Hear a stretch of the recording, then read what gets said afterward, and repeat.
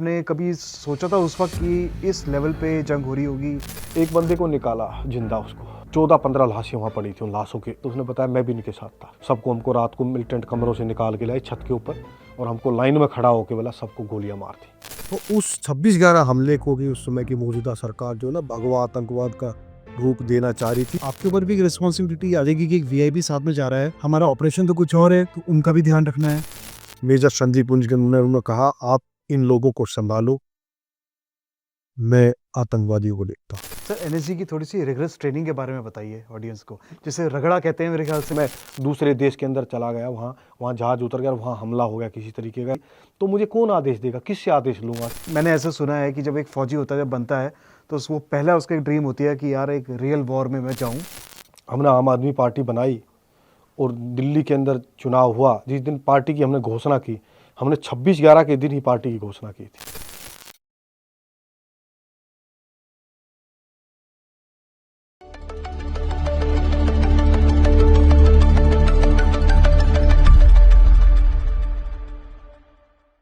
Surendra sir, welcome to the show. बहुत-बहुत thank you, धन्यवाद। जय हिंद साहब। सुंदर जी, पहली बात तो आप इतनी दूर से आए उसके लिए बहुत-बहुत शुक्रिया। मैं जानता हूँ दिल्ली से ट्रैवल करना इतना आसान नहीं है कहीं भी, बट थैंकफुली आज संडे है तो शायद थोड़ा आरामदायक रही होगी आपकी जर्नी। सुंदर जी, आपने इतने सारे ऑपरेशंस किए, जैसे आपने मेरे को बताया, कारगिल का आपने किया, मतलब कारगिल की वॉर में भी आप शामिल थे। मुंबई का जो सबसे बड़ा आज तक का टेररिस्ट अटैक माना गया है 26/11 वाला, उसमें आप शामिल थे। आज आप एक पॉलिटिशियन भी हैं। तो आपकी इन 30 जर्नी के बारे में सर जानना चाहेंगे। तो start I think Mumbai attack वाले से करें अगर आप सर। देखिए मैं फिर वो कहूँगा सर, बहुत सारी स्टोरीज़ हैं, बहुत लोगों की अपने-अपने परसेप्शन हैं। एक आउटसाइडर तो ये बोल सकता है जो उसने सुना है, लेकिन एक असली कहानी, असली घटना क्या हुई थी, वो जो अंदर था, जिसने वो ऑपरेशन किया, वो ही बता सकता है। वो सर आप ही हैं आज।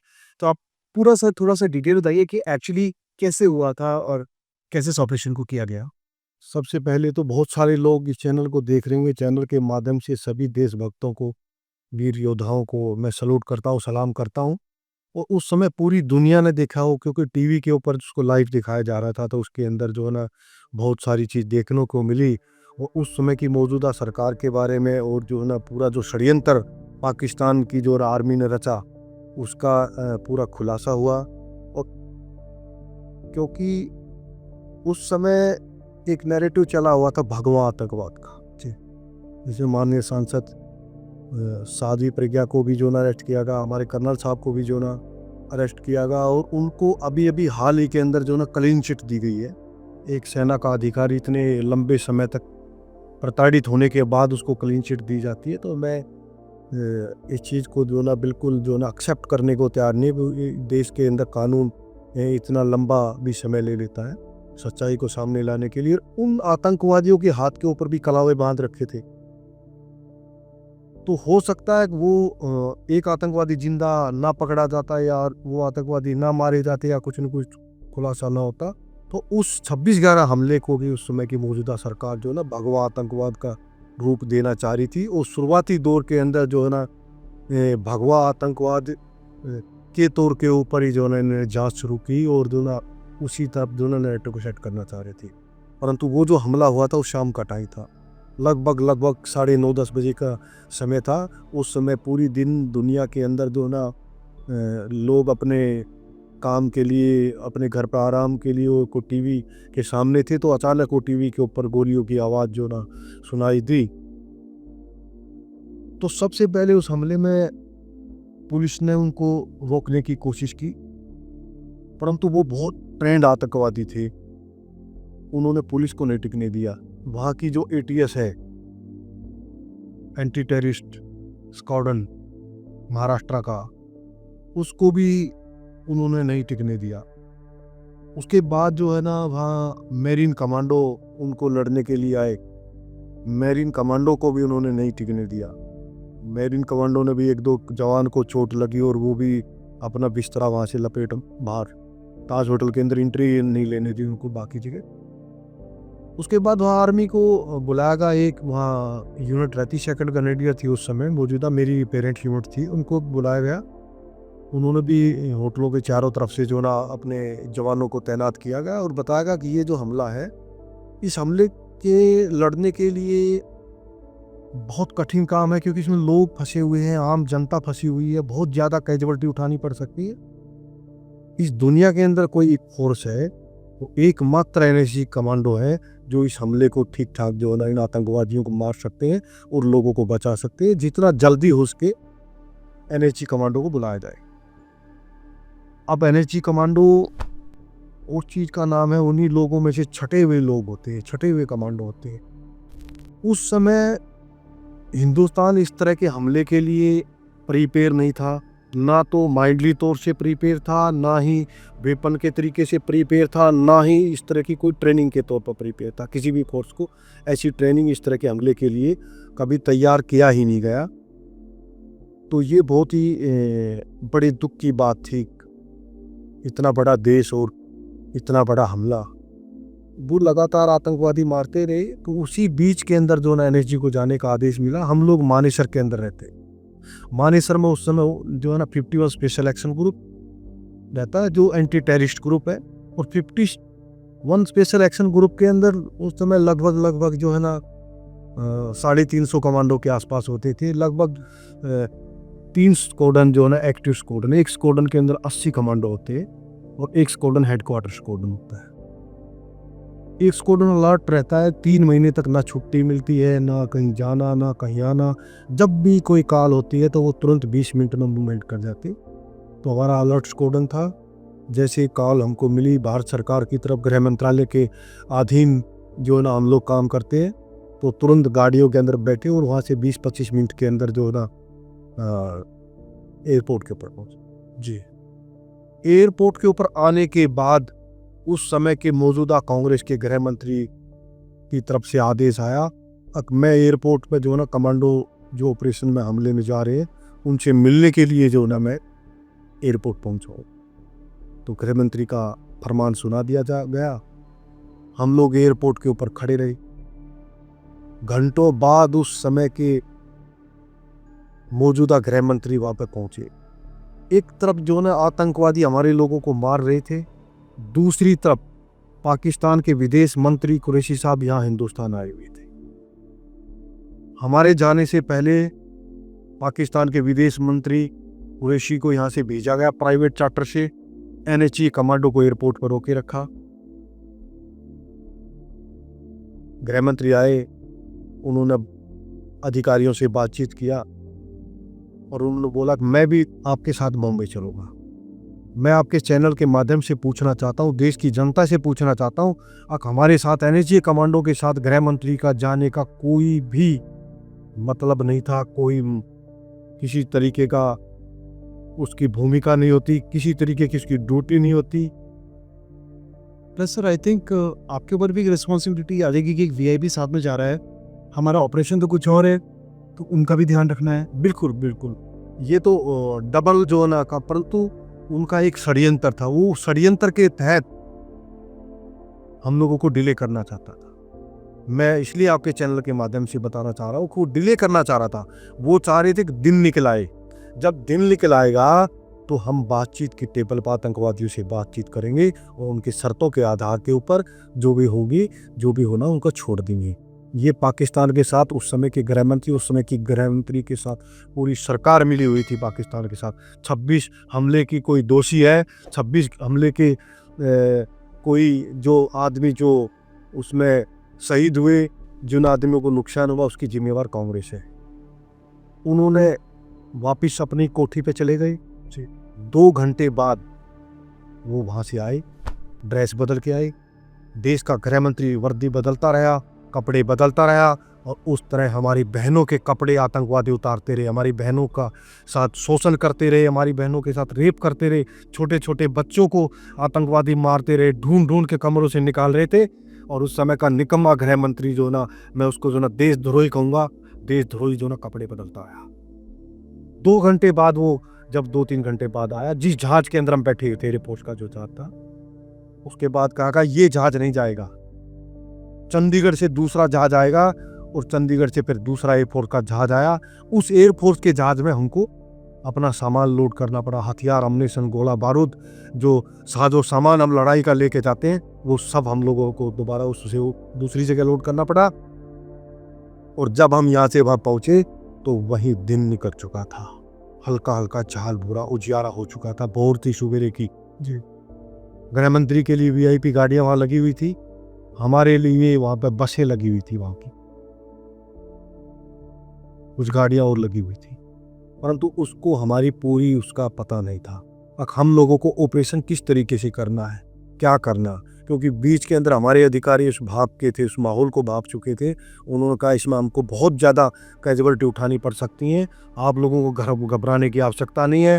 होटल का हमारे पास कोई मैप नहीं है, किसी तरह की जानकारी नहीं है, कितने आतंकवादी हमको ये भी नहीं मालूम है, क्या क्या हथियार उनके पास में। आप लोगों को अपनी सूझबूझ के साथ लड़ना है। आज हिंदुस्तान आपकी तरफ देख रहा है, हिंदुस्तान इसी के लिए हम लोगों को एनर्जी कमांडो को तैयार करता है। तो हम लोग खुद ही जो ना अपने आप में हाई मोटिवेटेड लोग होते हैं। जी, तब वहाँ एयरपोर्ट पर उतरने के बाद ये पूरी कहानी दिन निकालने की थी, और जो मैं बात कह रहा हूँ बातचीत की टेबल आतंकवादियों को लेके आने की थी, परंतु वो नहीं हो सका। और उस समय के गृह मंत्री के जो वार रूम के लोग थे वो सारे के सारे पाकिस्तान गए हुए थे, वो यहाँ पर नहीं थे हिंदुस्तान में। ये भी बहुत बड़ा सच है, और ये मैं नहीं कह रहा हूँ, ये अनेकों लोगों ने सच्चाई को जो ना उजागर किया है। उसके बाद जो है ना वो गाड़ियों से किसी होटल के लिए निकले अपने वीआईपी ट्रीटमेंट लेने के लिए।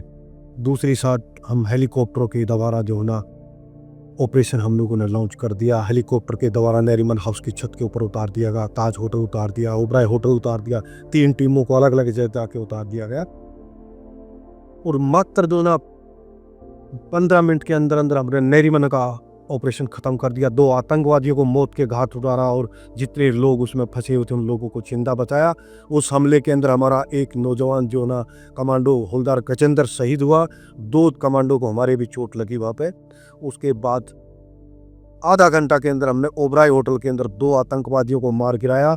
2 कमांडो को हमारे चोट लगी, मेजर जो है ना AK सिंह को, और एक साथी और था PV मनीष, उनको चोट लगी। जी, अब इनके पास बातचीत का कोई चारा नहीं बचा। ताज होटल के अंदर जो ना हमने लोगों को निकालना शुरू किया, लगातार हम लोगों को रेस्क्यू करते रहे, और अलग अलग कहानी हम लोगों को पता चलती रही, अलग अलग कमरों से निकाला गया।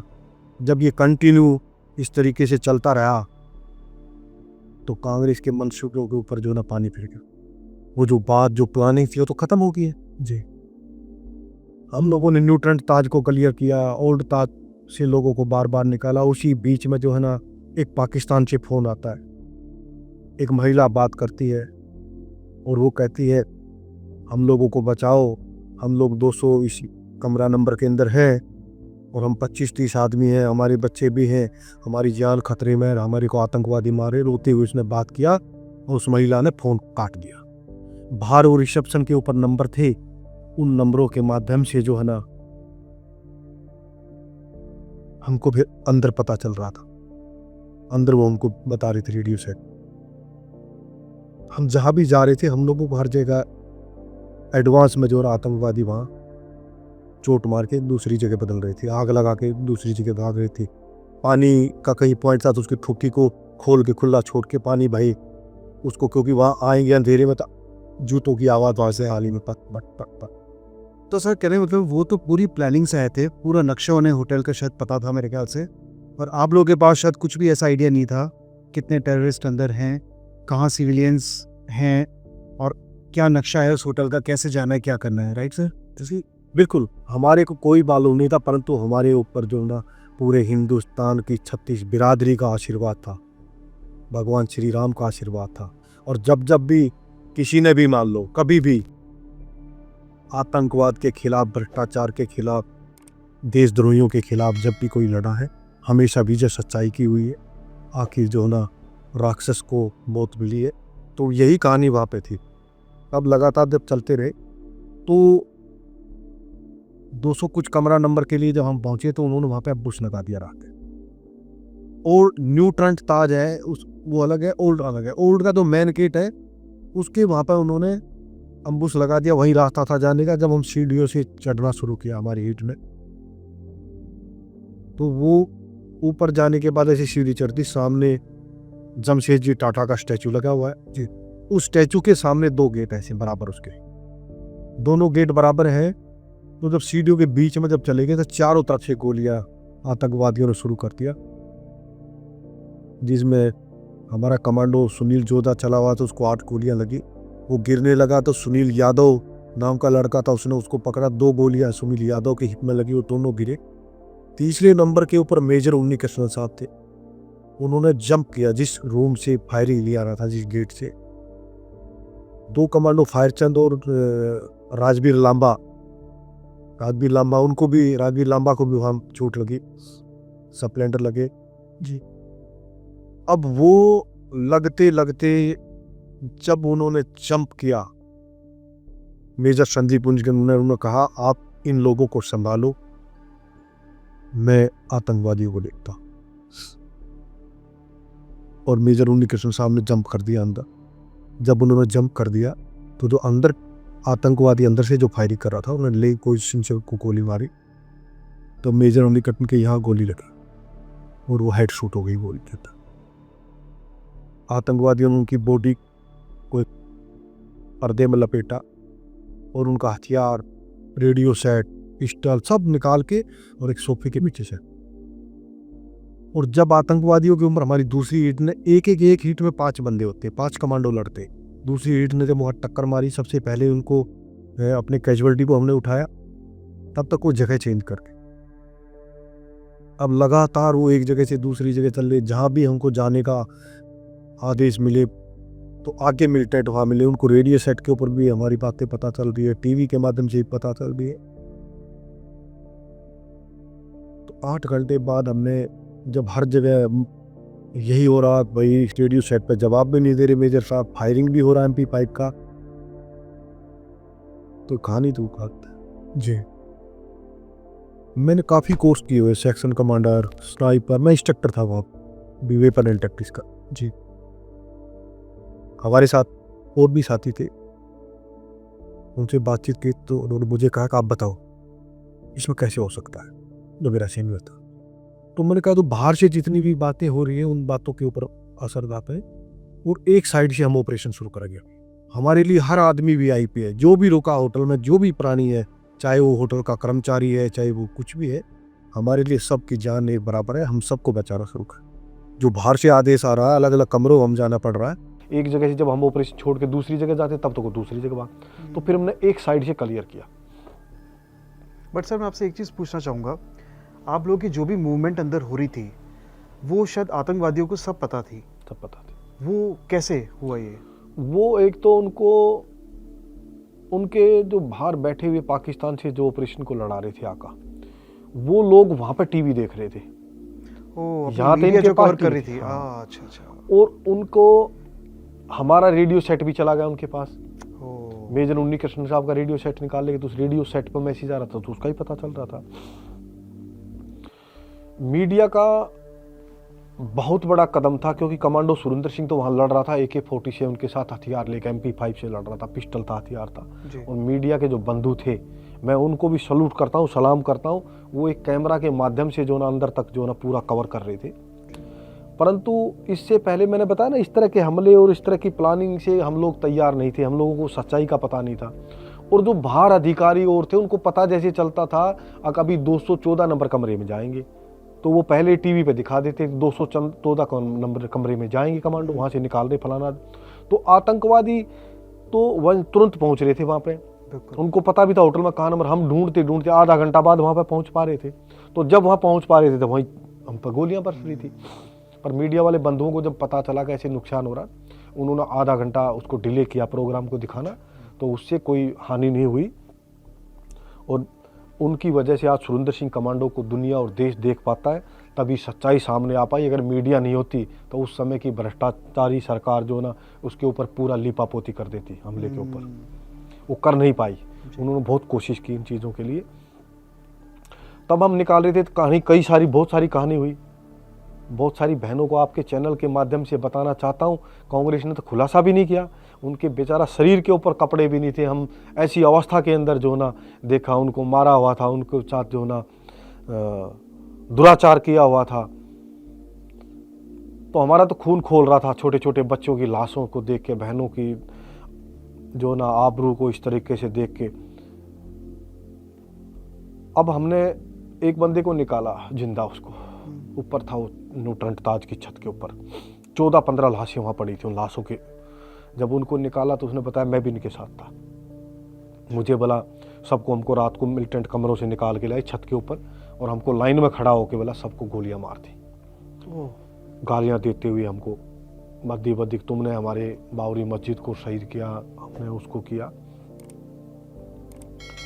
और मेरे को गोली नहीं लगी, मैं आखिरी में था और मैं भी इनके साथ गिर गया। मैं गिरने के बाद जो है ना, मैं फिर वो बड़ी बड़ी मशीनें हवा फेंकने की उसके नीचे घुस गया। मैं हनुमान चालीसा पढ़ता रहा। वो मिलिटेंट इनको लात मार के चले गए नीचे।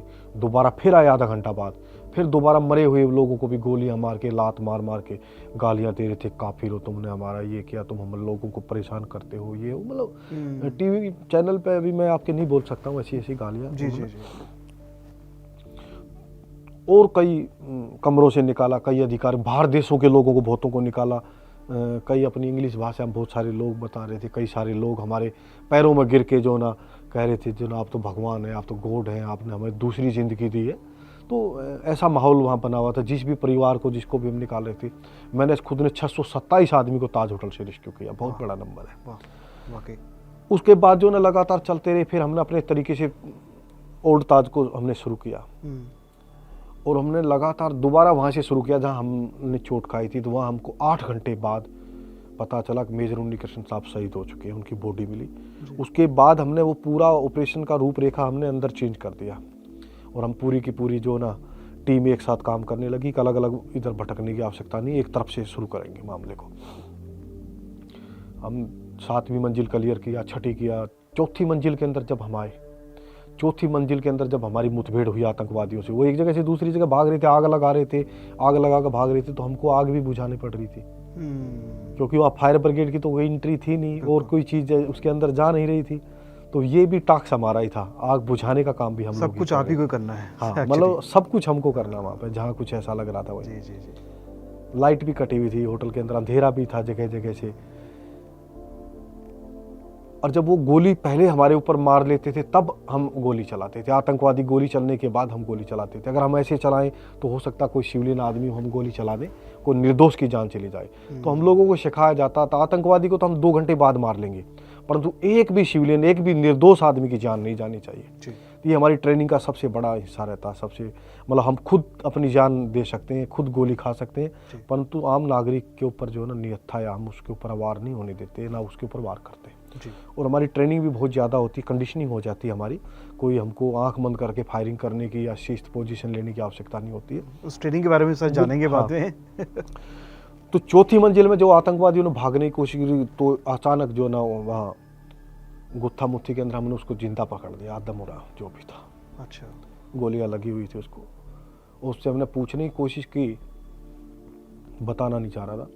हमारे अंदर इतना गुस्सा था, इतनी आग थी वो चीज़ें देखे हुए, देश के लोगों की लाशें देख के, माँ बहन बेटियों को निवस्त्र देख के। वहाँ पे हमने उसको जिंदा तंदूर के अंदर जो है ना जलाने का काम किया उसको। और उसको ये मैसेज दिया हमने आतंकवादियों को और पाकिस्तान को ये मैसेज दिया, जो बेहतर हूर की बात करते हो, जो अल्लाह ताला की बगल में बैठने की बात करते हो, हिंदुओं के ऊपर वार करने वाले आदमी को जिंदा तंदूर के अंदर भी जलाया जाता है। और सब लोग जानते हैं जलाना जो है ना हराम है मुसलमान को। उसको जिंदा जला के हमने उसको ठुंड बना के जब कहा गया अगर जिसकी बॉडी को नीचे भेज दो, अधिकारी जो सोच रहे थे कि वैसे मार रखा होगा, हमने उसको खिड़की से डायरेक्ट मगा तुम अल्लाह ताला के पास और तुम बेहतर उरों के पास डायरेक्ट पहुंचो। उसको 4थी मंजिल की खिड़की से फेंकने का काम कमांडो सुरेंद्र सिंह ने किया। तो आपने पहले उसको तंदूर में डाला जिंदा, उसका टिक्का हिक्का बनाया, उसके बाद आपने इसी लायक यही होना चाहिए। बिल्कुल सर, ऐसे को तो ताज होटल के सामने ऐसे लोगों के लिए तंदूर लगा के फूंक देना चाहिए। ऐसे लोगों को सरेआम चौराहे के ऊपर सूली तोड़ देना चाहिए। परंतु सरकार का तो लंबा टाइम है, जांच पे जांच होती, तारीख पे तारीख होती है। तब तक जो ना देश का जो ना पैसा देखा होगा, वो आतंकवादी के ऊपर 54 करोड़ रुपए लगाने का काम किया कांग्रेस की भ्रष्ट सरकार ने, जो कसाब के ऊपर, और कमांडो सुरेंद्र सिंह को रोटी रोटी के लिए मोहताज किया। तो ये कानून तो लंबी तारीखें देता है। जी तो हमने उसको ऑन द सपोर्ट उसको मारने का काम किया, और जो है ना हमारा उस समय फ़ोटो भी वायरल हुआ, खिड़की से ऐसे उंगली करते हुए मेरा। जी उसके बाद हमारा हौसला बढ़ा, क्योंकि उससे पहले तो हमने चोट ही चोट खा रहे थे हम खुद भी।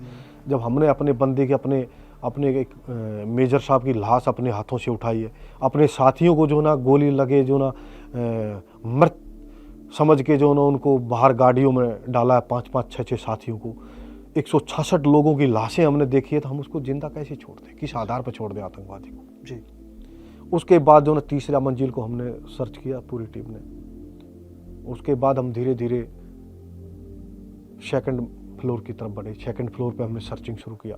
सेकंड फ्लोर पे जब सर्चिंग शुरू किया, काफ़ी करीब रात के 11:30-12 बजे के आसपास की बात है।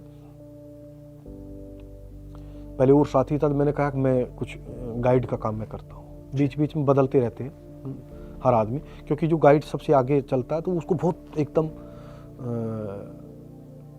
बहुत अलर्ट रहना पड़ता है एकदम, बिल्कुल, मतलब कमरे में क्योंकि जाएगा। आई थिंक उसके भरोसे पे हाँ, पीछे वाली टीम आ पीछे रही है। वाले पीछे बिल्कुल टच होते हैं एक हाँ दूसरे की। आगे जो कमांडो है जी, उसकी जी। पीठ के ऊपर पीछे वाले की छाती टिकी रहती है, ऐसे बहुत छोटी पोजीशन में रहते हैं हम लोग ओके। ऐसे, ठीक है। एक हमारी थाई के ऊपर पिस्टल रहता है, एक MP5 होता है प्राइमरी हथियार, सेकेंडरी पिस्टल होता है, कमांडो डागर होता है, ग्रेनेड होते हैं, उसके अलावा लॉन्ग रेंज के हथियार भी होते हैं हमारे पास, सब तरीके का वेपन होता है, रस्सा होता है, बहुत चीज़ें होती हैं, तो पूरा एकदम लैस होते हैं एकदम तरीके से।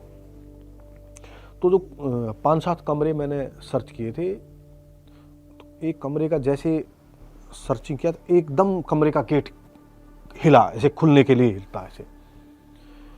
अब हम 3 दिन से कोई गेट खोलने से नहीं खोल रहा, हाँ, तोड़ के अंदर से बाहर आदमियों को निकालना पड़ रहा है, तो कुछ तो गड़बड़ है।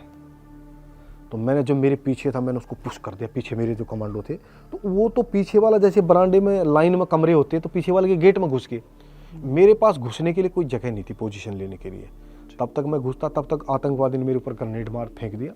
अच्छा, कमरे में वो आतंकवादी था। हाँ, उसने बाहर ग्रेनेड मारा बरामदे के अंदर बाहर। जी जी तो मैं जब बरामदे की उस दीवार पर ऐसे हाथ रख के ऐसे मैंने जंप किया नीचे, तो मैं उसमें मेरी सीलिंग फंस गई। वो पाइप होता है उसका, ठूठी का पाइप, जी उसमें मैं ऐसे ईसा मसीह की फोटो होती भगवान की, उसकी तरह से लटका। ये मेरी कंधे की हड्डी जो है ना निकल गई, कॉलर बाउंड, और मैं नीचे गिरा। नीचे गिरते ही मैं बहुत तेज़ी के साथ भागा, क्योंकि जब ट्रूप से अलग हो जाता है ना तो बहुत मुश्किल होता है सर्वाइव करना, नुकसान उठाना पड़ता है आदमी को। तो मैं जब नीचे आया, तो मैं नीचे आने के बाद वो गैलरी थी, गैलरी से जो ना छोटा अंदर रास्ता जाके अंदर बार था बड़ा सारा।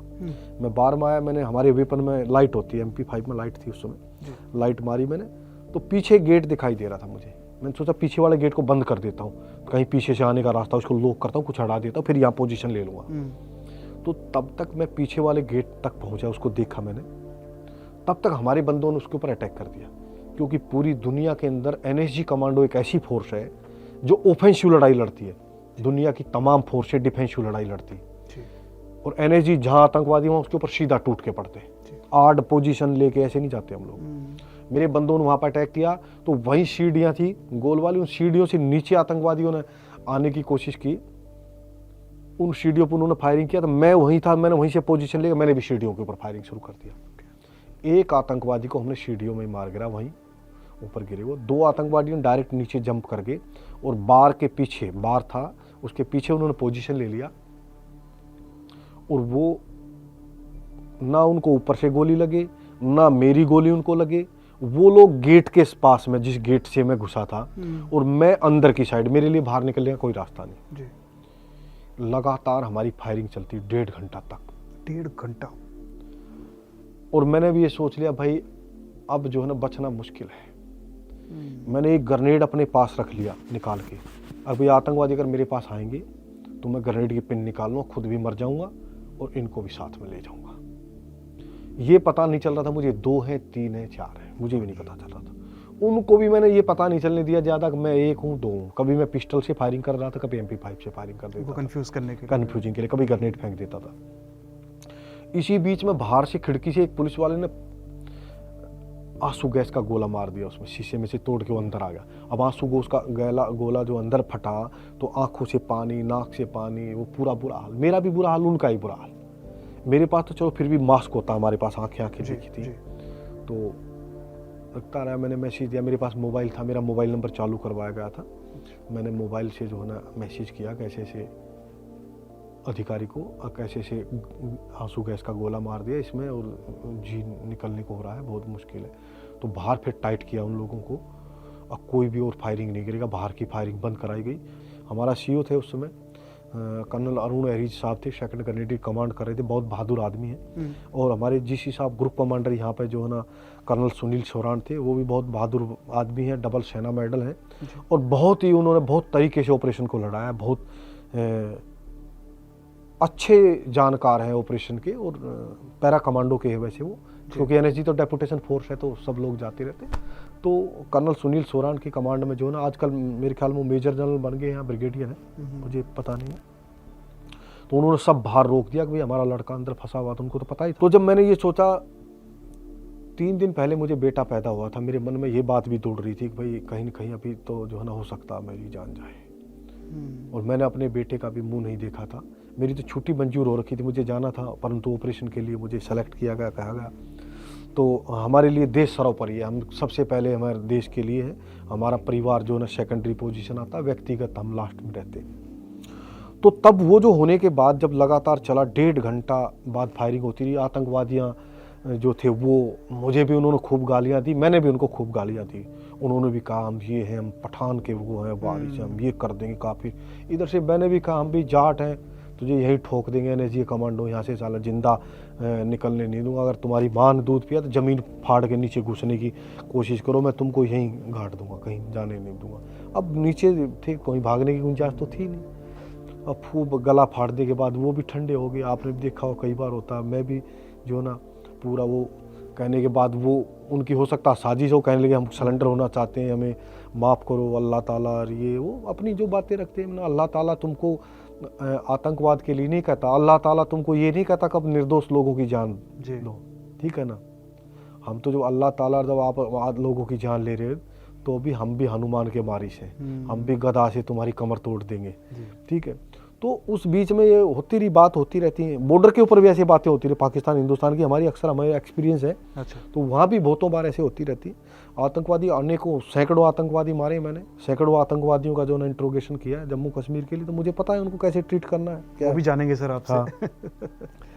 तो अब 1.5 घंटा बाद मेरे कमांडर ने पीछे से दीवार तोड़ के मुझे बाहर निकाला, मेरी जगह 2 कमांडो और बैठा है, वो फायरिंग करते रहे, मुझे बाहर लाया, पानी वानी पिलाया, मुझे इंजेक्शन मैंने पहले लगा लिया था, मॉर्फिन का इंजेक्शन होता है हमारे पास में, और मुझे फिर एक इंजेक्शन और दिया गया क्योंकि ज़्यादा काफ़ी जख्म मेरे शरीर पर हो रहे थे। बेसिकली वो पेन किलर होता है, दर्द के लिए होता, मोस्टली सभी रखते होता जी।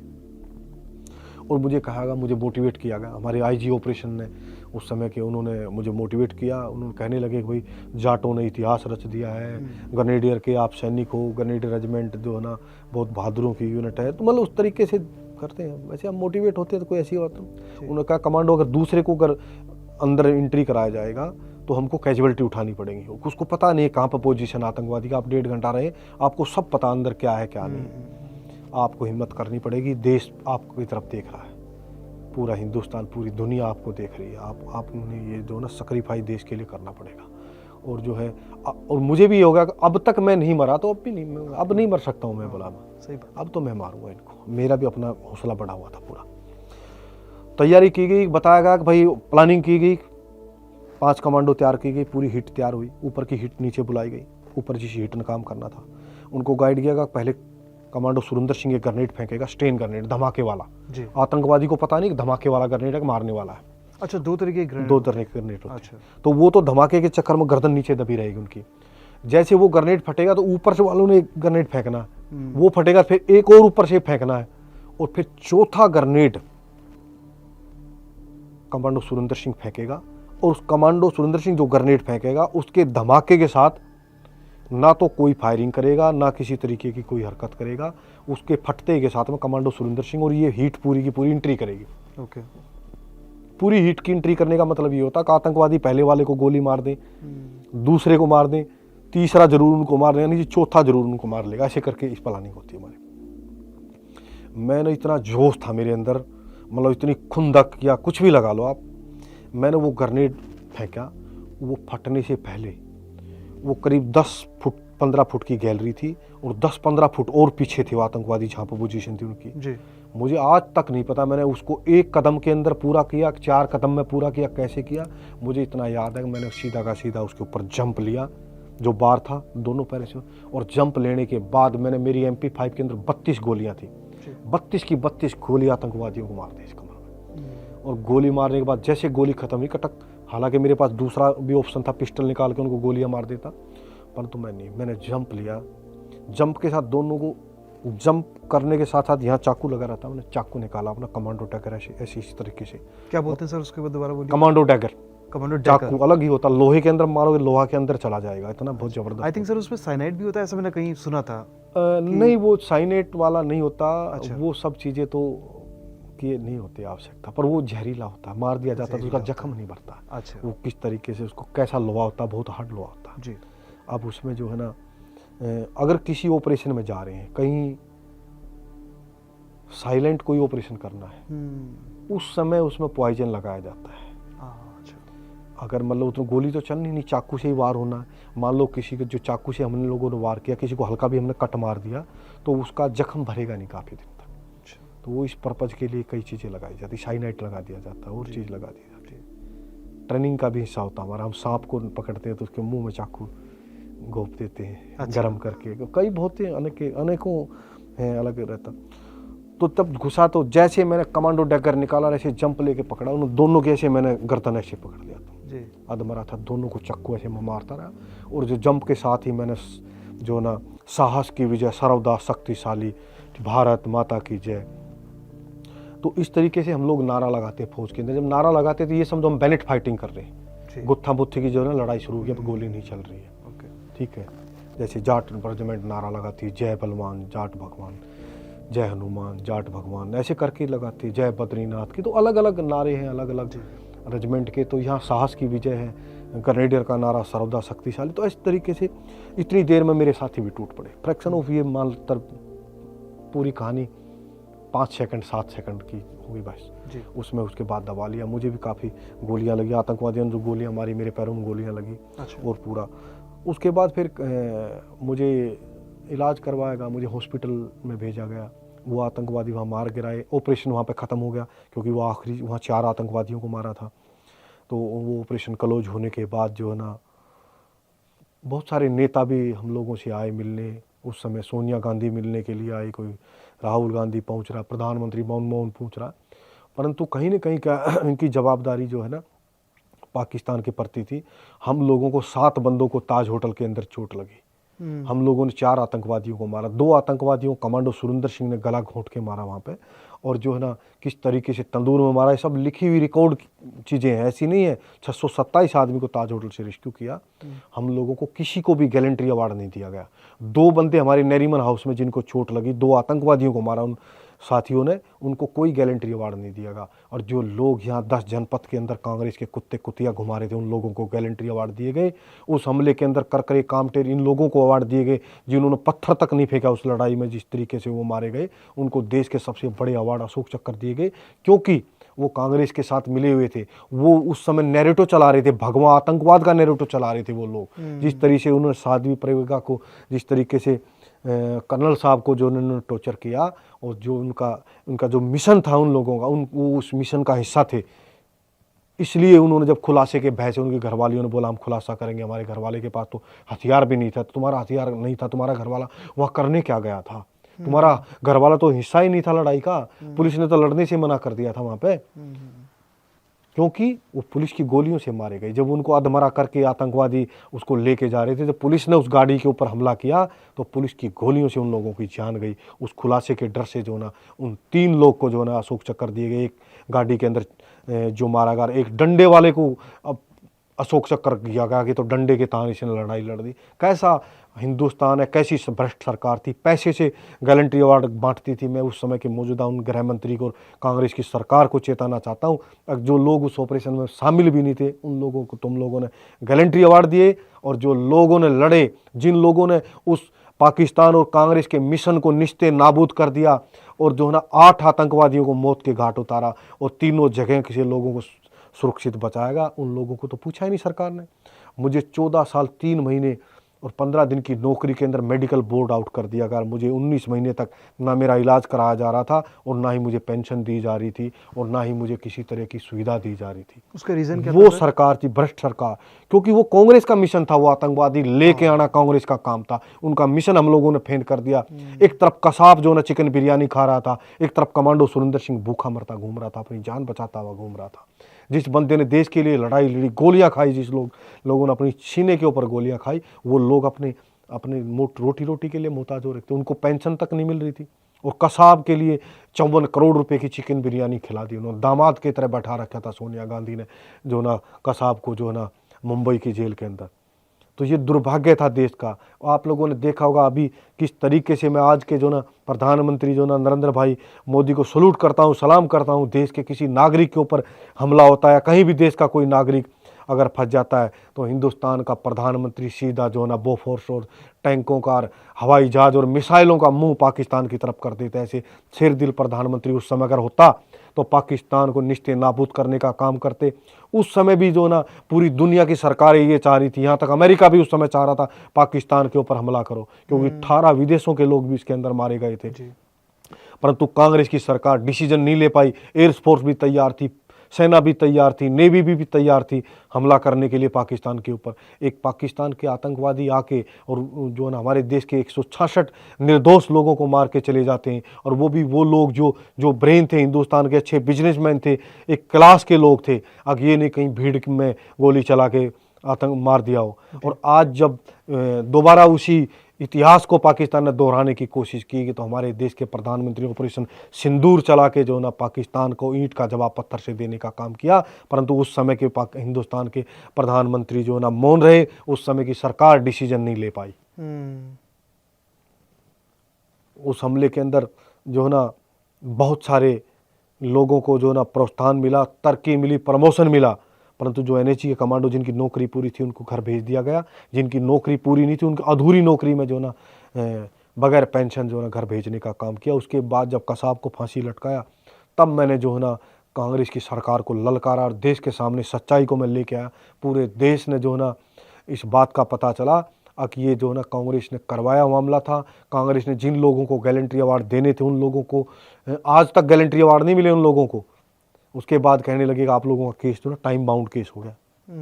तो ये दुर्भाग्य था, जनता का दुर्भाग्य था। कैसी निकम्मी सरकार थी। हमला होने से पहले आईबी का इनपुट था, इंटेलिजेंस एजेंसियों का इनपुट था, अब देश के अंदर कुछ होने वाला है, उस एरिया में कुछ होने वाला है। परंतु कांग्रेस ने जानबूझ के उसको इग्नोर किया। कांग्रेस को पता था, कांग्रेस की मिलीभगत से ये काम हुआ।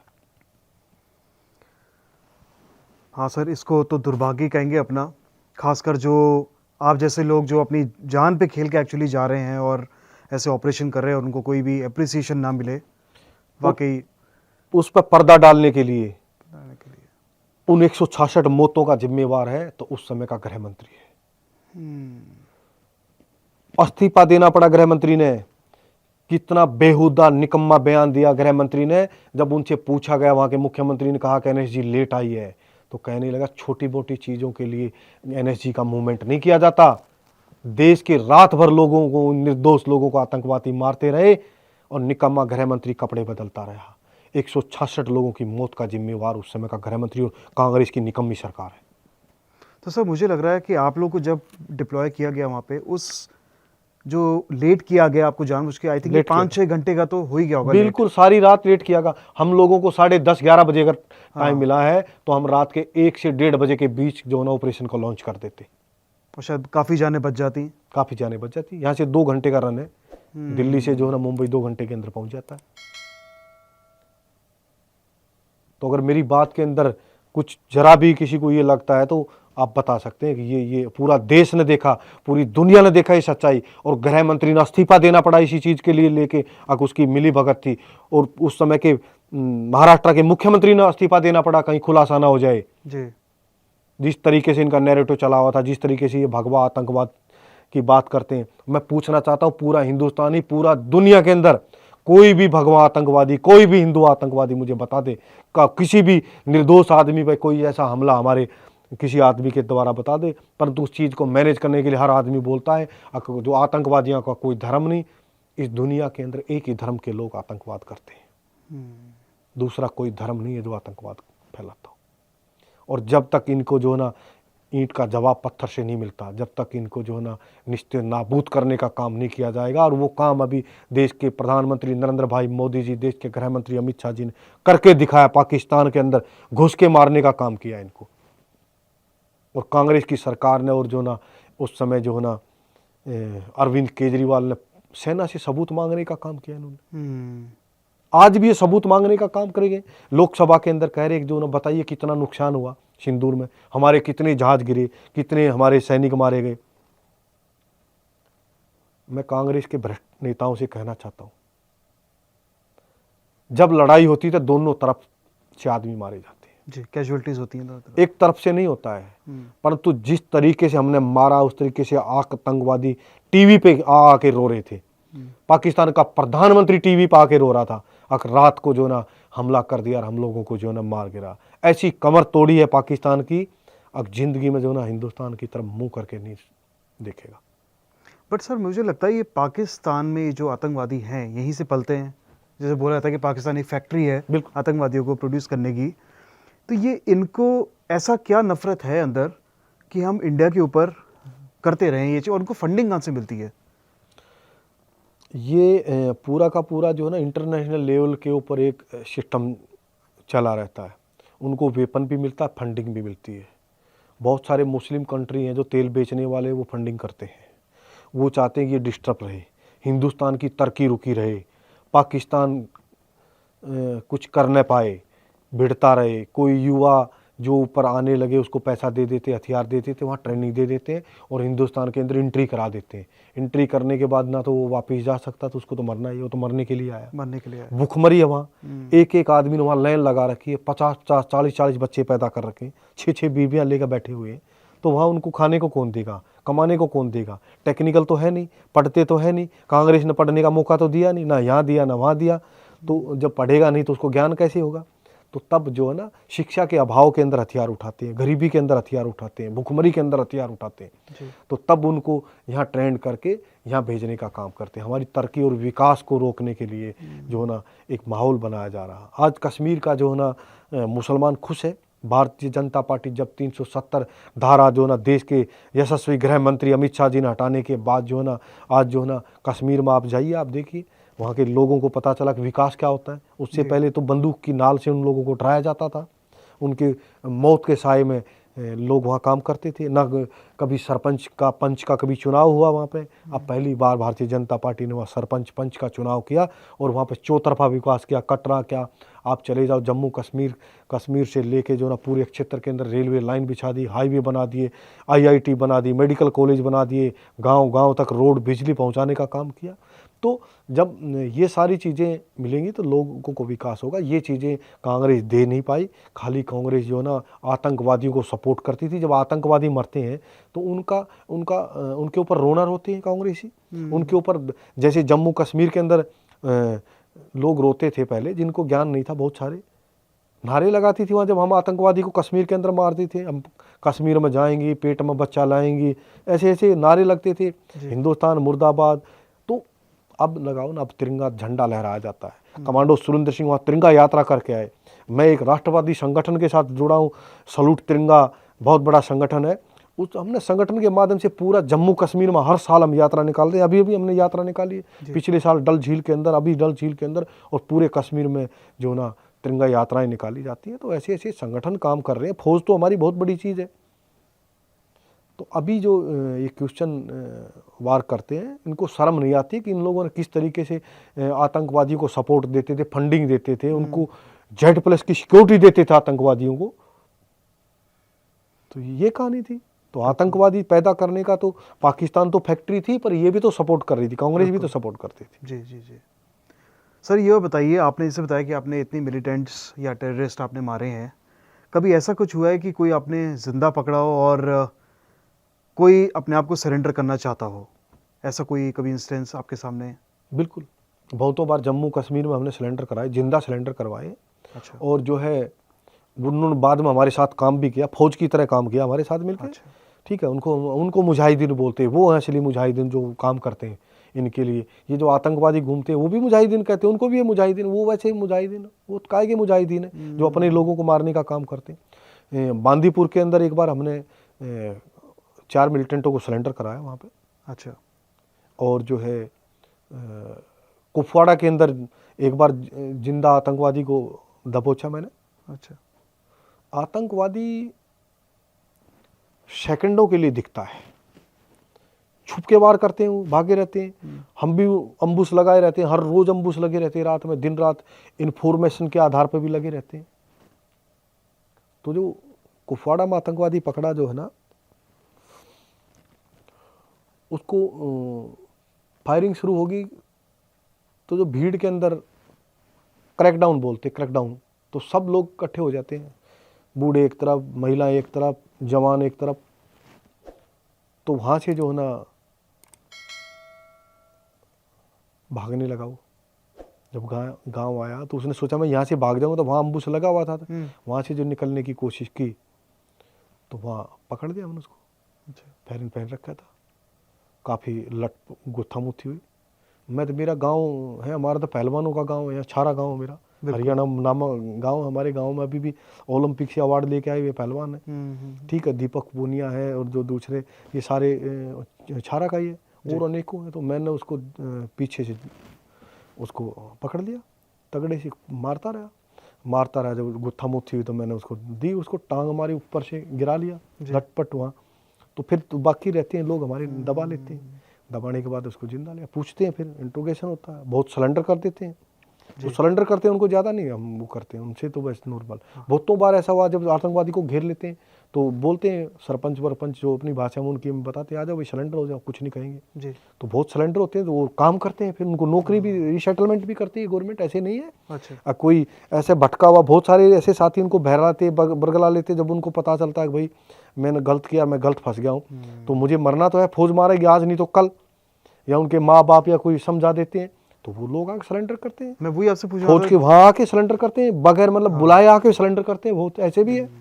मैं तो, मुझे लगता है कहीं बैक ऑफ द माइंड उनके चलता तो होगा कि यार गलत काम तो हम कर रहे हैं, लेकिन शायद कुछ मजबूरी है, जो भी जैसा बताया भुखमरी फैल रही है, पैसा उनको मिल रहा है, तो शायद इसलिए वो हथियार उठाते हैं। लेकिन जब हमारी फौज सामने आती है, उनको रियलाइज़ कराती है कि भाई तुम ये गलत कर रहे हो, एक सरेंडर करने का हम तुम्हें ऑप्शन दे रहे हैं, तो आपने बताया काफ़ी लोग करते भी हैं सरेंडर। कई हजार, कांगो में था मैं, कांगो में कई हजार आतंकवादियों को सरेंडर कराया हमने। पूरे ग्रुप के ग्रुप सरेंडर हुए वहाँ पे, एक ग्रुप नहीं हुआ था। ADF नालू, उसके खिलाफ हमने ऑपरेशन भी किया। उसके 97 आतंकवादी, हमने 4 बंदों ने एक ही जगह मार दिए थे।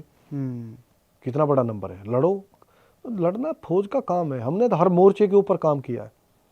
और वो ऑपरेशन चला, कभी उसमें करीब उनके 18 से 20 हज़ार आतंकवादी थे, फौज की तरह कैंप थे उनके।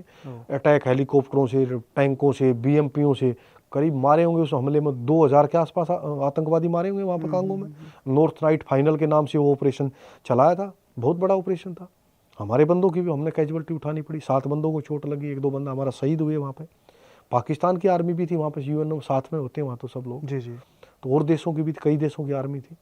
तो हर मोर्चे के पे काम हुआ। और यहाँ जम्मू कश्मीर में 5-5, 6-6, 8-8 मिलिटेंट तो कईयों बार मारे हमने।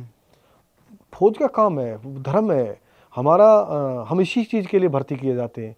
मैं उसको नहीं मारूंगा तो वो मुझे मारेगा, और वो फ्रैक्शन ऑफ सेकंड, वो पल। एक बार जम्मू कश्मीर की कहानी बताता हूँ जी।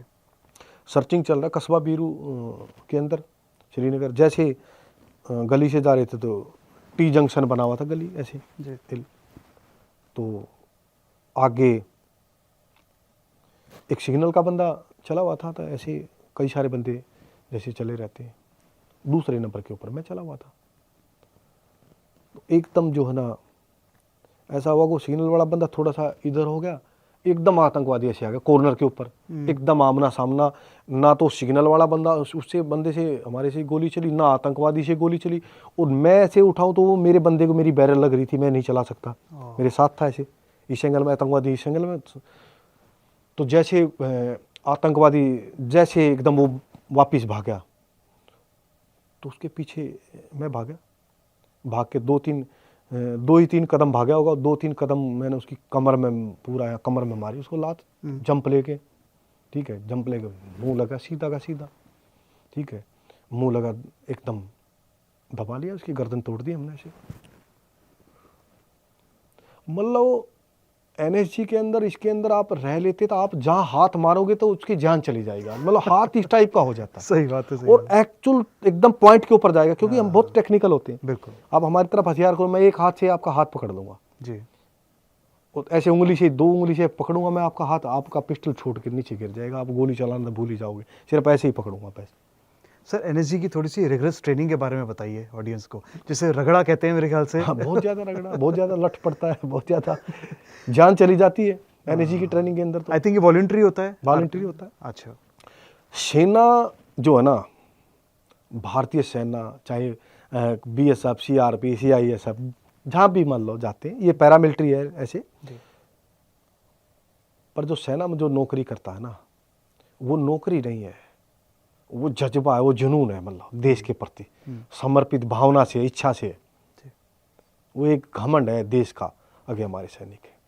और उसके बाद एनएसजी के अंदर आना, पैरा में जाना, कोबरा में जाना, मैरीन में जाना, गुरुड़ में जाना, नौकरी तो कोई भी कर लेगा लगने के बाद। देखो आराम से जब मिल गई तो जिसको टाइम पास करना है, ठीक है जी, नौकरी। पर जिसको जुनून है ना, जो खुरापाती है, जिसको कीड़ा है देश के प्रति, उसको कीटाणु है ना, वो कुछ अलग वो करेगा। आएगा उसके अंदर। आएगा उसके। वहां से छट के आते हैं बंदे जो अपनी पलटन में टॉप होते हैं, हजारों आदमी में से टॉप होते हैं। 500 आदमी अगर यहाँ आए, उनके सब साइकोलॉजी टेस्ट होगा, रिटन टेस्ट, सब टेस्ट होंगे, वहाँ भी टेस्ट होंगे, जी। फिजिकल का टेस्ट होगा, सब उम्दा दर्जे के। फिर ट्रेनिंग शुरू होगी। 500 आदमी में से मुश्किल से 150 आदमी ट्रेनिंग पार कर पाता है। चोट लग जाती है, ठीक नहीं होती, जान भी चली जाती है, ठीक है, और बहुत चीज़ें हैं, वापस चले जाते हैं। जो लोग कमांडो ट्रेनिंग पार करके एनएसजी की आते हैं, उसके बाद उसमें से भी 150 आदमी में से भी जो 51 स्पेशल एक्शन ग्रुप में जाएगा, 52 स्पेशल एक्शन ग्रुप में जाएगा, वहाँ 20-20, 25-25 आदमी जाते हैं। वहाँ पर पता है आप यहाँ आगे 51 के अंदर आगे, यहाँ आपका मौत के साथ सामना होगा, आमने सामने होगा, क्योंकि हमें वहीं घुसाया जाता है। कितने सारे ऑपरेशन देख लो, आपसे अक्षरधाम का देख लो, मुंबई ऑपरेशन देख लो, पठानकोट का ऑपरेशन देख लो, एनएसजी के जो भी, क्योंकि वहाँ जब फंसा होते हैं आतंकवादी और किसी के काबू में नहीं आते हैं, तब हमको बुलाया जाता है। जब हम जाते हैं, हम सीधा एंट्री करते हैं जी। तो सीधी जब एंट्री करोगे, आपको पता कमरे के अंदर आतंकवादी है, तो एक दो को तो वो भी लेके मरेगा, वो भी कोई चूड़ी पहने तो बैठा हुआ नहीं है, बिल्कुल। या कोई हमारे स्वागत के लिए फूल मालाएं नहीं बैठा हो, तो तैयार बैठा, गेट खुलेगा। पर उस तैयारी से टकराने के लिए हम तैयार रहते हैं, और लड़ने मरने मिटने के लिए तैयार होते हैं। तब हम अंदर घुसते हैं, हमें पता है अंदर आतंकवादी है, घुसते ही गोली मारेगा, पर फिर भी हम जाते हैं और हम उस आतंकवादी को भी मारते हैं, और जिनको उन्होंने बंदी बना रखे हैं उन लोगों को भी जिंदा बताते हैं। ये हमारी ट्रेनिंग, हमारी जो ना आत्मविश्वास और जो ना साहस की जो विजय वाली बात करते हैं, वो साहस की बात है, वो हिंदुस्तान के लोगों की दुआओं की बात है। तो ये ट्रेनिंग का हिस्सा है। इतनी हार्ड ट्रेनिंग है, 3 महीने तक कोई दिन कोई रात नहीं है, 15-15 दिन तक सोने नहीं देते, नहाने नहीं देते, खाने नहीं देते, टॉयलेट जाने नहीं देते, पूरी रात भर खड़ा रखते हैं। एक के बाद एक उस्ताद आता रहेगा, आपको इतनी गालियां देता रहेगा, आपको उकसाता रहेगा, आपका पारा चेक करने के लिए। पेशेंस और लेवल आप पूरी रात खड़े हैं, दिन भर से खड़े हैं, आपकी कमर के ऊपर 32-35 किलो वजन है, राइफल का 5-6 किलो वजन अलग है, आप बड़े बूट हैं, और रात भर लदे लदे ऐसे सो रहे हैं, नींद आ रही है, वो आ रहा है। उस पेशेंस इतना, क्योंकि वो पेशेंस होना भी कमांडो के अंदर बहुत ज़रूरी है। ये नहीं जिसको हथियार दे देते हम स्काई मार्शल जाते हैं, जी। तो स्काई मार्शल मान लो जहाज़ के अंदर 1 बंदा है या 2 बंदे या 3 बंदे हैं, तो हमको आदेश देने वाला कोई नहीं है, हमको खुद ही डिसीजन लेना। आतंकवादी अगर जहाज़ के अंदर कुछ हमला करता है, या मैं दूसरे देश के अंदर चला गया, वहाँ जहाज़ उतर गया, वहाँ हमला हो गया किसी तरीके का, आतंकवादी ने कोई हरकत कर दी, तो मुझे कौन आदेश देगा, किससे आदेश लूँगा, कौन टाइम है आदेश लेने का। तो मेरे पास पावर है गोली मारने की। अच्छा। PCIC है मेरे पास, पूरी दुनिया का कानून मेरे ऊपर लागू नहीं होता है, पूरी दुनिया की सहमति मेरे ऊपर बनी हुई है कि ये जो डिसीजन लेगा जिस टाइम के ऊपर, वो मान्य होगा। मेरा उसके लिए भी टेस्ट होता रहता हर 3 महीने बाद, पूरा साइकोलॉजी, पूरा फिजिकल, पूरा फायरिंग, सब तरह की जांच होती, तब वो रिन्यू होता रहता हर 6 महीने बाद, 3 महीने बाद, ऐसे करके। जिसके पास PCIC वही जाएगा, वैसे नहीं जाएगा। कमांडो तो अगर हम साथी, मेरा आज डेट खत्म हो गई है तो मैं कल जहाज़ में नहीं उड़ के जाऊँगा। अगर मैं जहाज़ में उड़ के चला गया और मेरा PCIC की डेट खत्म हो रखी, मैंने उसकी गोली मार दी, तो फिर मैं फंस गया। अच्छा। तो वो भी सर्टिफिकेट होना भी जरूरी, इंटरनेशनल लेवल का। अच्छा।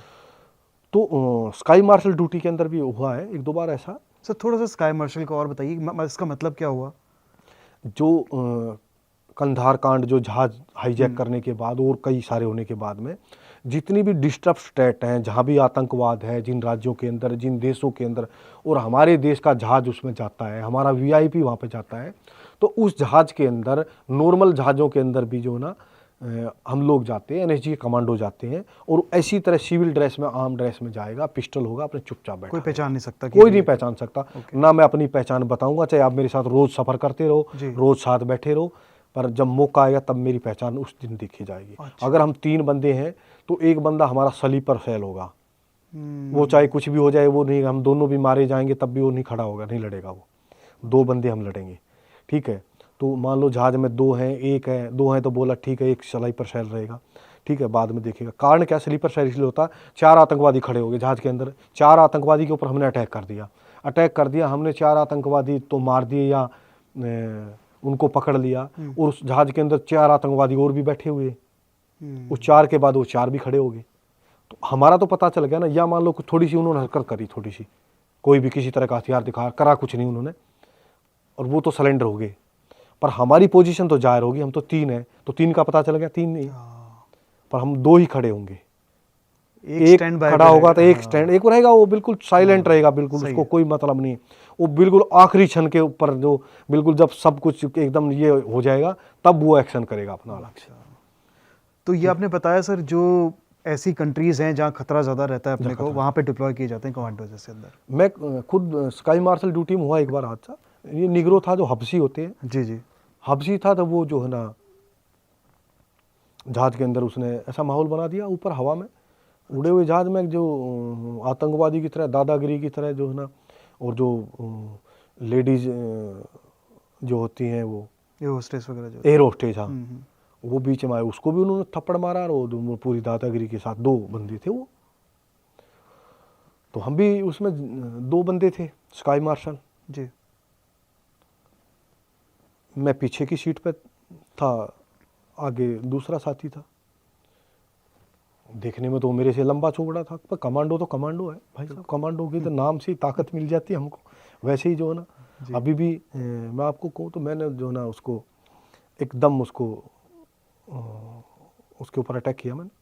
अच्छा, अटैक किया मैंने, उसकी गर्दन पर अटैक किया, उन्होंने एक मैं उसको गिरा लिया, गिराते ही मैंने उसको हाथ ऐसे पीछे दबा लिया। जब मैंने उसको गिराया, हाथ पैर हुआ था, मेरे जो कपड़े ऊपर हुआ था, मेरा पिस्टल लगा हुआ दिखा, यहाँ चाकू लगा हुआ दिखा, तो वो और भी उसके साथ जैसे 1-2 बंदे थे, वो वैसे वो भी ओ गॉड लगे करने, ये वो अंग्रेजी में जो है ना, और एकदम चुप हो गया, गिरा दिया। कोई कम से कम होगा 6.5 फुट का होगा, 100 kg वजन होगा, और वो मेरी हिम्मत थी ना, मेरा तब 60 kg वजन था, मतलब वो हिम्मत कहाँ से आती है, वो हिम्मत ट्रेनिंग से आती है, वो हिम्मत विश्वास से आती है जी।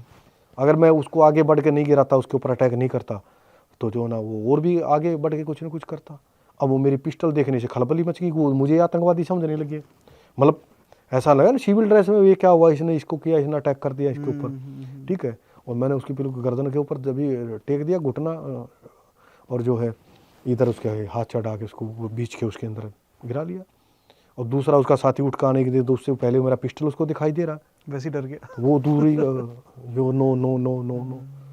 तो ये हिम्मत तो हम लोग हर जगह दिखाते हैं जी। मैं मान लो मैं ये सोचूं मैं अटैक नहीं करूंगा, मैं पहल नहीं करूंगा, हो सकता है क्या था, वो आतंकवादी थे ना थे, जो भी था उनके पास ऐसा कुछ मिला नहीं, नीचे आके तो वो अरेस्ट कर ली थी पुलिस जी। तो वो तो बाद का अपना उनका विषय है, जो भी उनके जांच तो पड़ताल। सर ऐसे सिचुएशन में आप लोग इमरजेंसी लैंडिंग कराते हैं प्लेन की, या ऐसा कोई खतरा नहीं है उससे, तो ठीक है डेस्टिनेशन पे पहुंच के फिर अरेस्ट हो जाते हैं वो? नहीं, वो जहाँ भी जाते हैं तो उधर ही करा लेते हैं। अगर इमरजेंसी लैंडिंग कराने की जरूरत है, इमरजेंसी लैंडिंग भी हो जाएगी। इमरजेंसी लैंडिंग होगी वहाँ पर, जिस देश का नज़दीक मान लो लग रहा है, वो तो भीगी बिल्ली बन कर बैठ गए ना वहीं पर। वो तो उन्होंने तो अपना दिखा लग गए, वो जैसे मिन्नतें करने लगते हैं जी। तो नहीं होता, अगर आगे बढ़ती तो वहीं उसी देश में वहीं हमने लैंडिंग करना पड़ता। ठीक है सर, आपकी कारगिल की कोई स्टोरी? आपने शायद कारगिल वॉर में भी पार्टिसिपेट किया था, आप थे वहाँ पे जंग में। देखिए मैं तो अगर मैं अपनी बात करूँ, मैं 2 चीज़ जानता हूँ, ऑपरेशन विजय हुआ था और वो जो टाइगर हिल पे जो की थी, आई थिंक वही ऑपरेशन विजय कहलाया था। ऑपरेशन विजय कहलाया था। ऑपरेशन विजय जो है ना, कारगिल डिस्ट्रिक्ट के अंदर लड़ाई लड़ी जा रही थी। ये जिला बहुत बड़ा है, जी कारगिल से लेके बुध खरबू आगे तक चले जाओ आप, मस्को घाटी के अंदर लड़ाई थी। द्रास के अंदर जो टाइगर हिल का है वो द्रास है, द्रास एक सेक्टर है, तहसील है, जी वहाँ पे लड़ाई ज़्यादा थी टाइगर हिल वाले एरिया के अंदर। यहाँ हमने लड़ाई लड़ी, मैं ग्रेनेडियर का सिपाही हूँ जी और ग्रेनेडियर ने हमारी 4 यूनिटों ने वहाँ पर लड़ाई लड़ी। 22 ग्रेनेडियर थी, 18 ग्रेनेडियर थी और जो ना 16 ग्रेनेडियर थी, सेकंड ग्रेनेडियर थी। उस लड़ाई में हमारे जो ना कैप्टन जो है योगेंद्र यादव को परमवीर चक्र भी मिला, अनेकों मेडल मिले, हम लोगों को प्रशंसा पत्र मिले, ठीक है, हमारे लोगों को बहुतों को अवार्ड मिले। वो हमने लड़ाई लड़ी, हम नए रिक्रूट थे उस समय। मैं हाँ पूछने वाला था वो कितना टाइम हुआ था? हाँ, हम जो ना जयपुर में डिप्लॉयड थी हमारी यूनिट पोस्टिंग, और जयपुर वाली यूनिट जो ना लड़ाई लड़ती है तनोट के अंदर, लोंगे वाला सादे वाला, वहाँ पे हम लगे हुए थे, जैसलमेर साइड। जैसलमेर। तो ये जो लड़ाई लड़ी गई, इसमें ये डिसीजन लिया गया था जो रेजिमेंट लड़ाई लड़ रही है उसी की रेजिमेंट रीफोर्समेंट करेगी। अच्छा। पहले क्या होता था, जाट रेजिमेंट लड़ाई लड़ रही है, ग्रेनेडियर रेजिमेंट लड़ाई लड़ रही है और कोई दूसरी रेजिमेंट आके उनको रीफोर्समेंट कर रही है। जो लड़ाई लड़ी तो बंदे तो हमारे कट गए, झंडा हमने फहराया, पर हमारी कैजुअलिटी होगी तो हम लोग नीचे उतर के आ गए हमारे जख्मी हालत के लोगों को लेके, और दूसरी जो फ्रेश टुकड़ी जाती है वो झंडा गाड़ के अपना नाम हमने कब्जा किया। तो ये होता था। तो वो अब की बार उसी रेजिमेंट की यूनिटों ने लड़ी। तो हमने लड़ाई लड़ी वहाँ पे 52-40 की लड़ाई लड़ी। वहाँ 52-40 पहाड़ी बहुत ऊँची, अच्छा। 53 के सामने है, वहाँ पर पाकिस्तान के पास पोस्ट है, वो ऊंचा है। उसके बाद 51-30 की वहाँ पर लड़ाई लड़ी, और वहाँ मैं उस लड़ाई के बाद भी जो है ना 14 महीने बाद पोस्ट से नीचे उतर के आया था। 14 महीने तक घर वालों से भी कोई मेरा संबंध नहीं था, कोई टेलीफोन नहीं था, किसी तरीके का चिट्ठी पत्री कोई व्यवहार नहीं था, क्योंकि लड़ाई के तुरंत बाद जो ना वहाँ बर्फ़ गिर गई थी बहुत ज़्यादा। तो बर्फ़ गिर गई तो मूवमेंट जो जहाँ है वो वहीं रहा, और ऐसे नज़दीक पोस्ट था।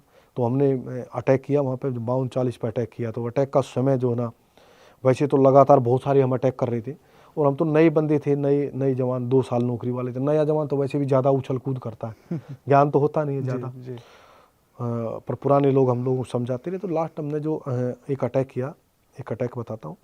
तो जब अटैक किया तो सुबह के टाइम जब हमने अटैक किया तो 53 के सामने 52-40 था। तो वो अटैक उनको पता चल गया, तो चारों तरफ से उन्होंने फायरिंग शुरू कर दिया। जब फायरिंग शुरू कर दिया तो इधर से हम भी ऊपर चढ़ गए थे। बराबर चढ़ने के बाद नज़दीक रेंग के फायरिंग लगातार चल रहा था, हमारे बंदों को भी गोलियां लगी उसमें।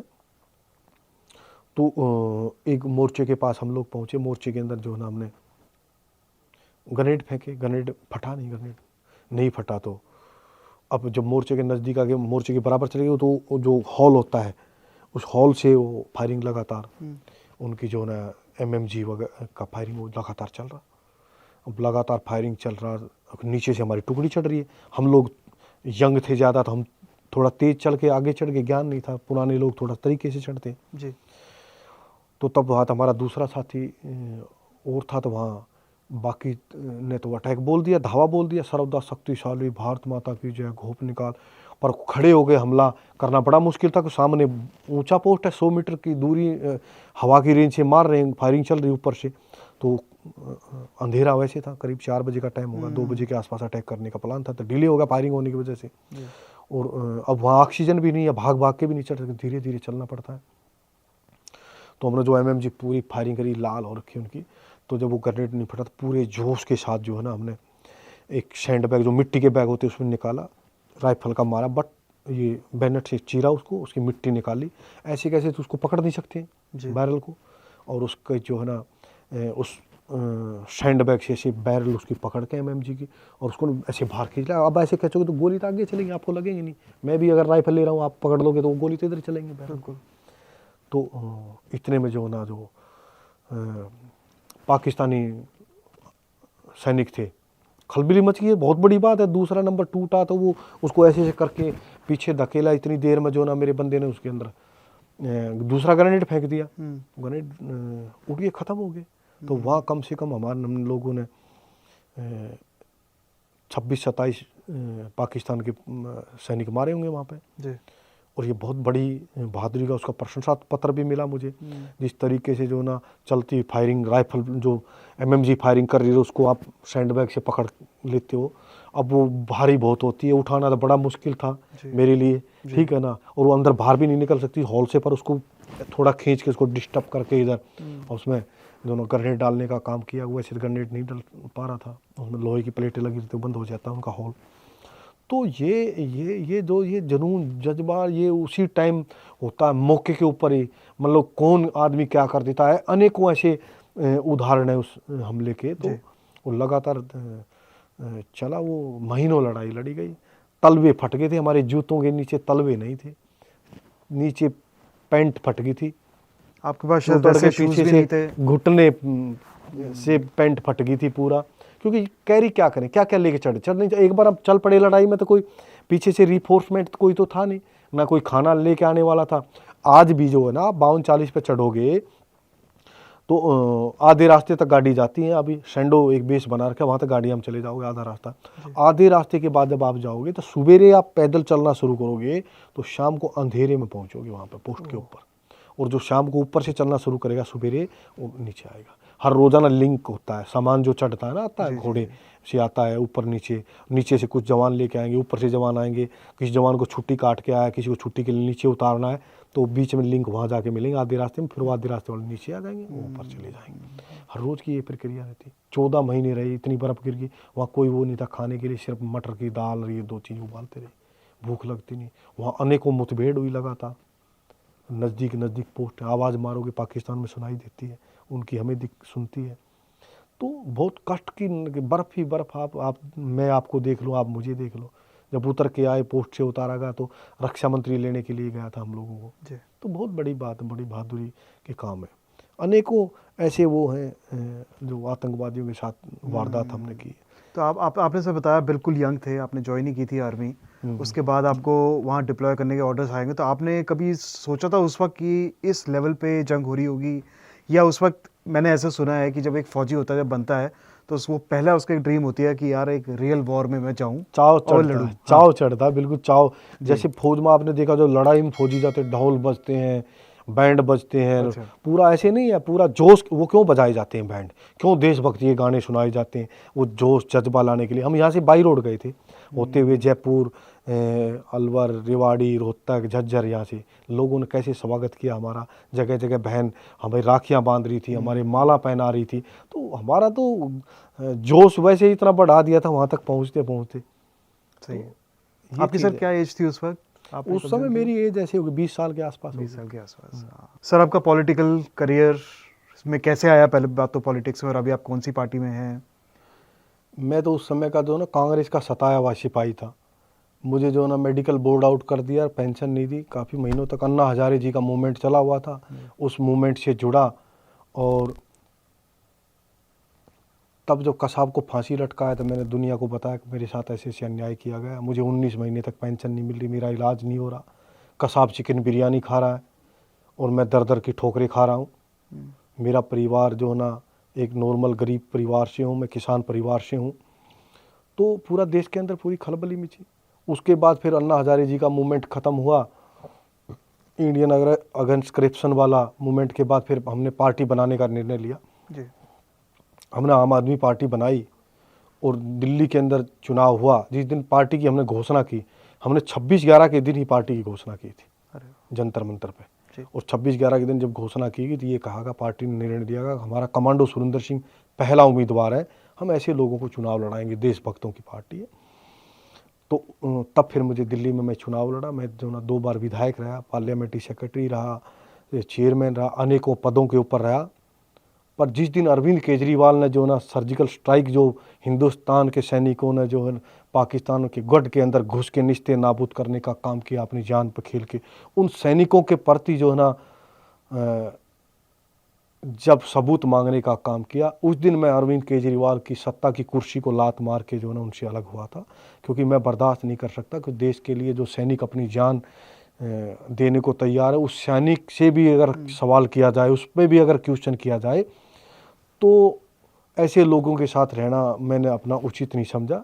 ये लोग ऐसे थे कि जो ना कहते हो शेर के भेष के अंदर बैठे हुए भेड़िए, जो ना भ्रष्टाचारी, ये लोग जो ना इनके खुलासे हुए अलग अलग आपने देखा होगा कि आतंकवादियों के, खालिस्तानियों के घरों के अंदर जो ना रुकते हैं, खाना खाते हैं, उनसे चंदा लेते हैं।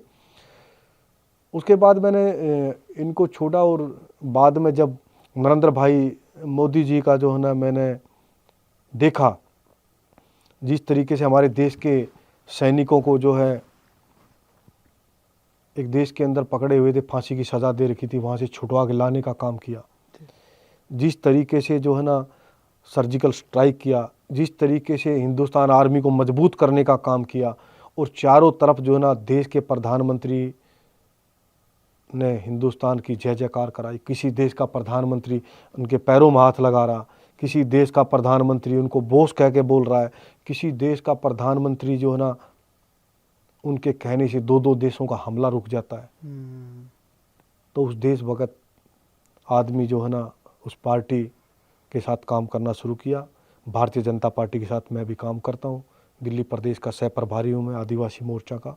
और जो भी मुझे ड्यूटी दी जाती है, जैसा भी आम जनता का काम है, सेवा का काम है, पहले देश की सरहदों के ऊपर काम किया, अब देश की जनता के बीच में आके सेवा करने का काम कर रहे हैं, उसी तरीके से काम करता हूँ। फौज के अंदर जिस तरीके से काम किया उसी तरीके से गरीबों के लिए लड़ता हूँ, उसी तरीके से मजबूर के लिए लड़ता हूँ, जिस तरीके से बॉर्डर पर लड़ा, जिस तरीके से 26/11 में लड़ा।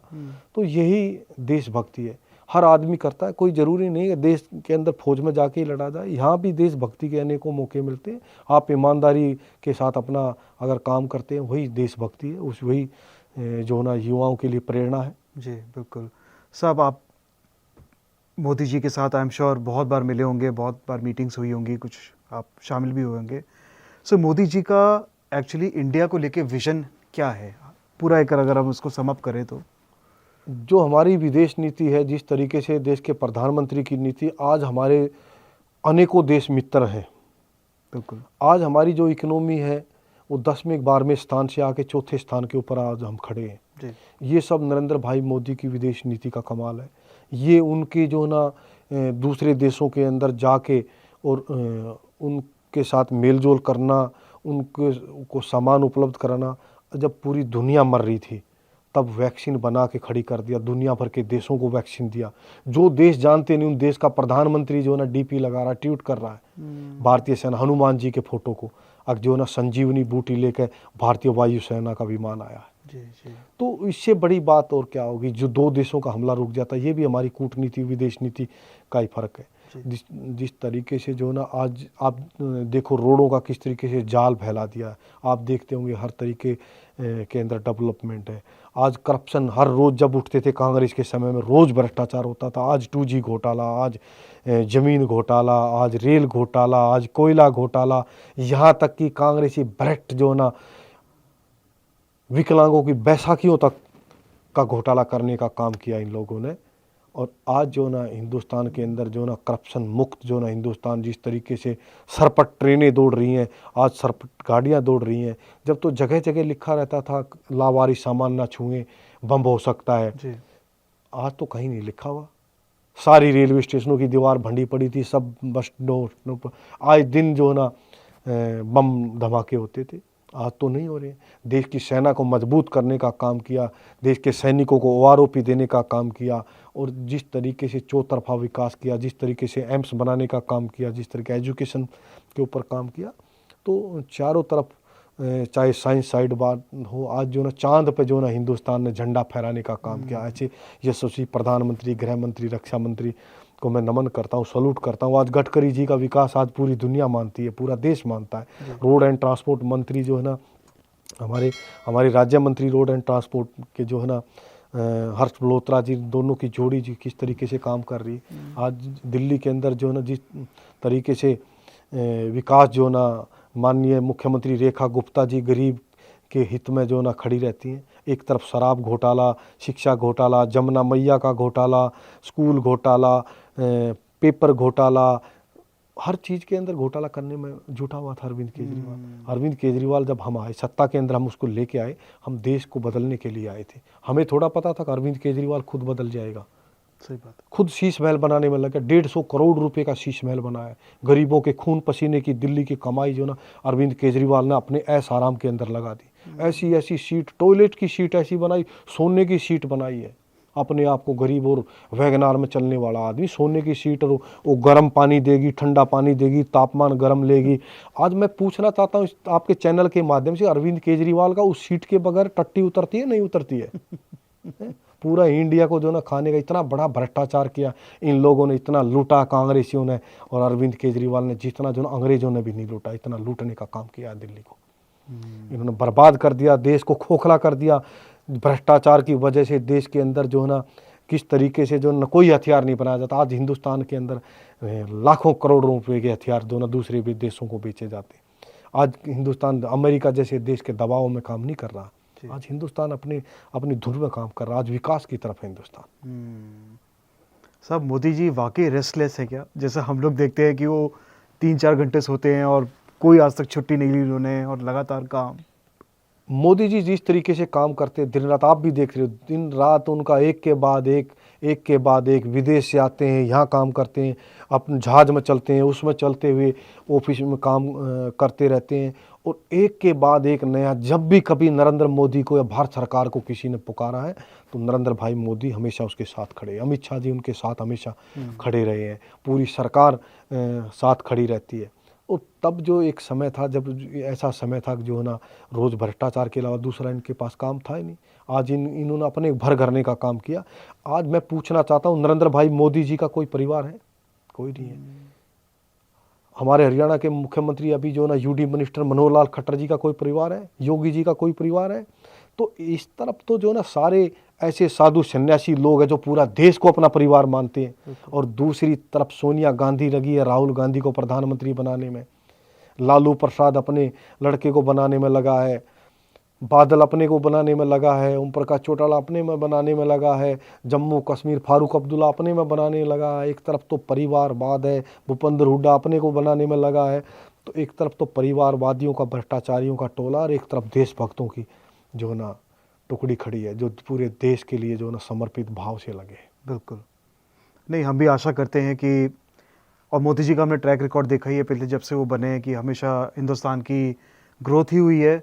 और ग्लोबल लेवल पे मुझे लगता है कि हिंदुस्तान एक बहुत अच्छे लेवल पे आ गया है। जैसे अपनी इकोनॉमी का ही बताया, हम 4थे नंबर पे आ गए हैं, तो इससे ज़्यादा प्रोग्रेस और क्या ही होगी। पहचान बना दी। आज हम रेल बना रहे, इंजन बना रहे, आज हम टैंक बना रहे, आज हम फाइटर बना रहे, आज हम हथियार बना के दूसरे देशों को बेच रहे हैं, एक्सपोर्ट कर रहे हैं। आज हम तेल का बहुत बड़े, हम रिफाइंड करके तेल बेचने का काम कर रहे हैं। आज हम सस्ता तेल रखने की ताकत रखते हैं, किसी के दबाव में आके काम नहीं कर रहे। तो एक ये समय, एक वो समय था कि हम यहाँ हथियार के नाम पर जो ना चाकू भी तैयार नहीं करते थे, वो भी दूसरे देशों के ऊपर निर्भर थे। तो ये ताकत है नरेंद्र भाई मोदी जी की ताकत है, ये बढ़ते हिंदुस्तान की ताकत है। जो बात वो कहते हैं सबका साथ, सबका विकास, सबका विश्वास के जो मूल मंत्र को लेके चलने का काम देश का प्रधानमंत्री करते हैं, तो उस प्रधानमंत्री के नेतृत्व के अंदर ये देश में चौतरफा विकास है। चाहे किसानों की बात हो, चाहे जवानों की बात हो, चाहे नौकरियों युवाओं की बात हो।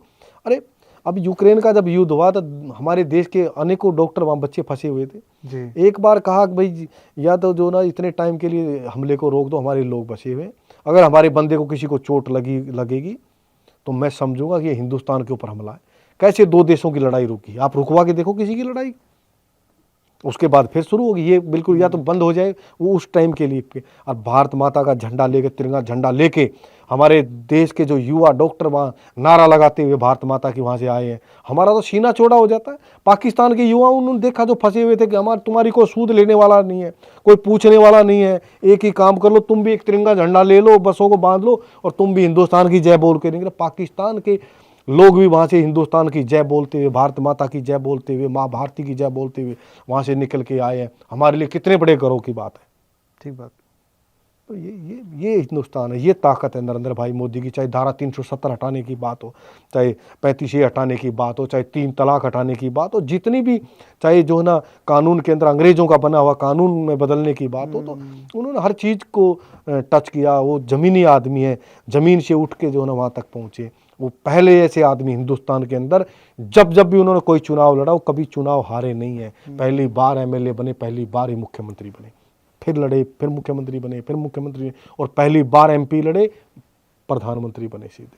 क्या और लगातार लड़ रहे हैं, लगातार प्रधानमंत्री बन रहे हैं, और उनके यशस्वी के अंदर लगातार हिंदुस्तान तरक्की करता रहेगा। बहुत बढ़िया सर, आपसे 2-3 सवाल मैं और पूछूंगा जल्दी वाले। आपका फेवरेट वेपन? हमारा फेवरेट वेपन जो है, एक तो पिस्टल ग्लोक होता है, हम तो 2 हथियार रखते हैं। अच्छा। बाकी जो ना दूसरा जो फेवरेट वेपन जो हमारा रहा वो AK-47 रहा है। उसका रीज़न सर? उसका रीज़न को रिपीट फायर करता है। आप सिंगल फोर्ट, उसका रेंज भी अच्छी है, लगभग आप 700-800 मीटर तक गोली चली जाती है, 400 मीटर तक एक्यूरेट फायरिंग करती है। और आई थिंक उसे किसी भी सिचुएशन में रख दें वो हमेशा कहीं भी काम किसी करती सिचुएशन में रोक दो, उसमें रोक नहीं पड़ती है, बाकी हथियार में रोक पड़ती है। है। अच्छा, तो काउंटर इंसर्जेंसी के अंदर, गली कूचे की लड़ाई के अंदर उसका बड़ा महत्व है। ओके। तभी मेरे ख्याल से वाइडली वही यूज़ होती है, वही टेररिस्ट भी होती है। वही यूज़ करते हैं वही तो मैक्सिमम डिस्ट्रक्शन के लिए। पूरी दुनिया के अंदर सबसे ज़्यादा यूज होने वाला हथियार वही है। हाँ सर, दूसरा सवाल, अगर आपको अपनी लाइफ को दोबारा रिवाइंड करना हो, आपने 20 साल में शायद फौज ज्वाइन की थी, अगर आप वही रिवाइंड करते हैं और आपके 2 ऑप्शंस हैं, या मैं पॉलिटिक्स पहले ज्वाइन करूं या फौज में जाऊं, आप किस में जाना चाहेंगे? देखो, सबसे पहले तो मैं तो ये कहूँगा कि हर जब भी उस माँ के पेट से जन्म लूँ, उस पिता के घर में जन्म लूँ, उस गांव के अंदर मेरा जन्म हो और मैं बार बार भारतीय सेना में मुझे जाने का मौका मिले, तो मैं तो अगले अगले जन्मों तक जो ना यही उम्मीद करूँगा। भारतीय सेना जैसा कोई संस्था नहीं है, भारतीय सेना जैसी कोई संस्था, कोई ऐसा वो नहीं है, जुनून जज्बा नहीं है, ऐसा सेना जैसा कहीं कोई प्यार नहीं है। अपने परिवार की तरह वहाँ लोग रहते हैं और बहुत एक दूसरे के प्रति प्रेम मिलता है, प्यार मिलता है। और जो है क्योंकि इससे बड़ा मेरे लिए कोई वो नहीं होगा, क्योंकि हमारे गांव के अंदर तो बहुत ज़्यादा फौजी, घर घर फौजी, हमारे दादा परदादा ये भी सब फौज में रहे, तो हमारे वहाँ फौज का माहौल है। राजनीति तो एक सेवा है, ये भी हमेशा तो सेना में नहीं रह सकता आदमी, हम तो सेना के आने के बाद सेवा कर रहे हैं। यहाँ भी अगर कोई ईमानदारी से, नेकी के साथ जो है ना काम करता है, देशभक्ति के साथ काम करता है, जैसे नरेंद्र भाई मोदी जी काम करते हैं, माननीय मुख्यमंत्री खट्टर साहब काम करते हैं, जैसे सैनी साहब हमारे मुख्यमंत्री काम कर रहे हैं, रेखा गुप्ता काम कर रही हैं, बाबा योगी आदित्यनाथ काम कर रहे हैं, तो ये भी एक ये सेवा भाव है, निस्वार्थ जो लोग काम कर रहे हैं, तो सबका वेलकम है, सबका सरकार में। वेलकम है। बहुत तो ये बढ़िया। भी एक अच्छी, ये भी देशभक्ति है। बहुत बढ़िया सर। यूथ के लिए एक मैसेज, आने वाली जनरेशन्स के लिए एक मैसेज? देश के यूथ के लिए मेरा एक ही मैसेज है, जब भी आपको मौका मिले आप भारतीय सेना में ज़रूर जाएं। किसी भी विभाग में रहें, कहीं भी काम रहे, चाहे आप किसान हैं, आप जवान हैं, आप मजदूर हैं, पूरी ईमानदारी नेकी के साथ अपना वर्क करें, पूरा का पूरा काम जो ना सच्चाई के साथ करें। युवाओं के लिए यही कहना है कि देश सर्वोपरि है, देश है तो हम सब हैं, देश ही नहीं है। आप देखें किस तरीके से देश लुटते पिटते दिख रहे हैं, कमज़ोर देश के ऊपर तो कैसे लोग हमला कर रहे हैं, किस तरीके से आप लोगों ने ट्रैक्टर ट्रॉली बसों में लोग लटके देखे होंगे। आपने जब तख्ता पलटी हुआ अफगानिस्तान यहाँ का, तब देखा जहाज़ में लोग लटके हुए, आपने देखा जहाज़ से भाग रहे, ऊपर बैठे हैं, उतर नहीं रहे। तो ये हाल हो जाते हैं कि देश के लिए अपने मर्म जहाँ बताओ, हाँ बताओ, हम सब भारतवासी हैं। और आपके लिए एक दो लाइन देशभक्ति की कहूँगा, जो आज़ादी के दीवाने जो बात कहते थे वही लाइन मैं दोहराता हूँ, हमेशा ये बात बोलता हूँ मैं। चलते भी गए कहते भी गए, चलते भी गए कहते भी गए, आज़ादी के दीवाने, जीना उसी का जीना है जो मरना वतन पर जाए। क्या बात है सर, क्या बात है, बहुत बढ़िया। और हमारा ऑब्जेक्टिव यही होता है कि ऐसे गेस्ट को लाना ताकि यूथ को मोटिवेट करते रहें। देखिए, सब सैनिक तो बहुत रहे, हमारी धरती शायद रामायण काल से सब योद्धा ही रहे हैं, और योद्धा आज आप भी हैं, आने वाली जनरेशन भी रहे, मोटिवेट हो रहे चाहिए। और सेना में अपने आप को, मैं तो करूँगा, कोशिश करनी है चाहिए हर किसी को सेना में जाने के लिए। होता ही नहीं होता, वो उसका लक है, लेकिन ट्राई पूरा करना उसमें चाहिए। देखो आपकी हाइट भी चाहिए, सब कुछ चेस्ट चाहिए। भी चाहिए, सबके पास सब चीज़ें नहीं जी। हैं। वजन चाहिए, पढ़ाई भी चाहिए, बहुत सारी कई परिस्थितियाँ ऐसी होती नहीं जा पाते हैं, फिर इतनी वैकेंसी नहीं होती है, तो वो कोई बात नहीं है।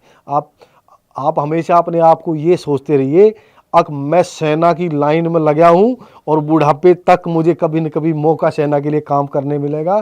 कभी चाहे पोटर पोनी का काम करो। अभी भी जब लड़ाई हुई, जब ऑपरेशन सिंदूर चला, हमने प्रधानमंत्री को खुला पत्र लिखा, देश के लाखों पूर्व सैनिकों ने, मैं खुद नेतृत्व कर रहा था उनका। हम दोबारा सेना में जाके जो ना मोर्चे पर लड़ने के लिए तैयार है, हम अपने सैनिकों के लिए काम करने के लिए तैयार है। पीछे से रसद भी तो भेजना है, सामान भी तो भेजना है लड़ाई के अंदर। भाई हम सामान भेजने के लिए तैयार हैं, हम जो है ना और काम करने के लिए तैयार हैं, गोला बारूद भेजने के लिए तैयार हैं, गाड़ी भर के जानी है एक दूसरी जगह, उसमें बैठ के जाने के, हमें यूज करिए देश के प्रति। हम ट्रेंड सोल्जर हैं, हम लोगों को ज्ञान है। हमने कहा, प्रधानमंत्री ने वेलकम किया, बताया, गृह मंत्री जी ने, बहुत खुश हुए, कहे बहुत अच्छी बात है, जरूरत पड़ेगी जरूर बुलाएंगे आप लोगों को। तो आप चाहे लड़का हो चाहे लड़की हो, कोई जात हो, कोई धर्म हो, फौज में जाने का अपनी तरफ से जरूर ट्राई करिए। बिल्कुल बिल्कुल बिल्कुल, देश के लिए। Thank you sir, thank you very much. बहुत बहुत जय हिंद सर, बहुत अच्छा लगा, थैंक यू वेरी मच।